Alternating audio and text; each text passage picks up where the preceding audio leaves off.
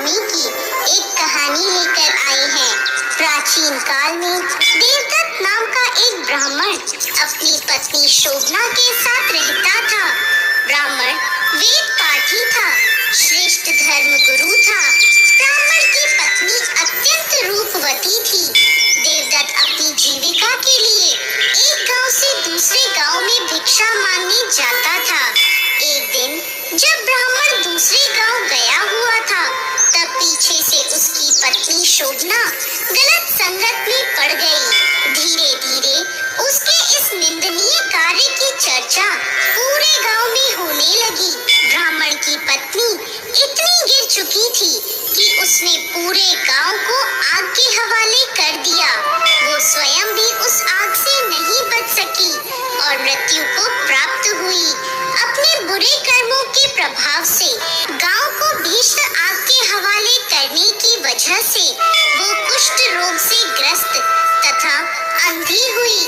वो एक नगर से दूसरे नगर में भटकती रहती थी, भूख से व्याकुल रहती थी। एक समय भटकते भटकते वो कौशलपुरी पहुंच गई। संयोग से उस दिन नगर के लोग जानकी नवमी का उत्सव मना रहे थे। वहां पहुंचकर वो अन्न जल के लिए पुकारने लगी। उसकी पुकार सुनकर एक व्यक्ति बोला, आज कौशलपुरी में जानकी नवमी मनाई जा रही है, इसलिए आज यहाँ अन्न जल नहीं मिलेगा। कल व्रत के पारण के समय आना, आपको प्रसाद भर पेट मिलेगा। परंतु वो नहीं मानी और जोर जोर से चिल्लाती रही। तब एक भक्त ने उसे तुलसी दल और जल दिया, जिसे ग्रहण करके वो वहां से चली गई। कुछ दूर जाने पर उसने अपने प्राण त्याग दिए। अनजाने में उससे जानकी नवमी का व्रत पूर्ण हो गया और अंत समय में उसे जल और तुलसी दल मिलने से परम कृपालिनी माता सीता ने उसे समस्त पापों से मुक्त कर दिया और व्रत के प्रभाव से वो निर्मल होकर स्वर्ग को प्राप्त हुई। अनंत वर्ष उसने आनंद पूर्वक स्वर्ग में बिताए।